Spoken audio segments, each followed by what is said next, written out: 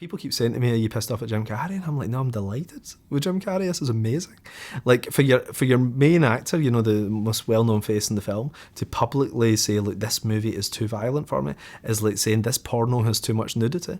You know, it's like people are like, "We have to go and see this now." You know? Yeah, you know, the thing about Jim Carrey is we love him in his movies because you never know what he's going to do or say, and guess what? In real life, you never know what he's going to do or say. So I was quite surprised by his tweets. But look, he's entitled to his opinion. I think he's fantastic in the film. I think everyone should see it and judge for themselves. You know, to each their own. It's his decision. I respect his decision as an actor, and he had a change of heart, and that's his thing. You know, I saw into the movie that I loved, and you know, I can really only speak for my character, and I know exactly what my character did. You know, he's so good in the movie that it's a bummer that he can't be here to promote it. But with all the tragedies that have happened, I think, you know, it makes sense what he's talking about. Yeah, and I think Mark had an idea that actually it might benefit the film because it's, you know, it's. I think it is. If Jim Carrey says it's too violent, if I heard that, I'd be like, oh, I got to go see that movie. Like, how violent can it actually be? Well, it makes me laugh when I see those comments online where people are like, oh, it's just a big ploy to get more publicity.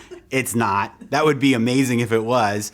There has been sort of a strange accident in that people have talked about the movie as a result of his tweets, but it was certainly not by design. And Universal figured that we probably got about $30 million worth of mainstream publicity for it.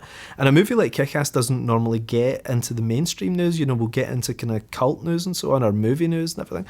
But it's weird that we were talked about for 20 minutes on Good Morning America and 10 minutes on British breakfast television and stuff. And that was all down to Jim Carrey.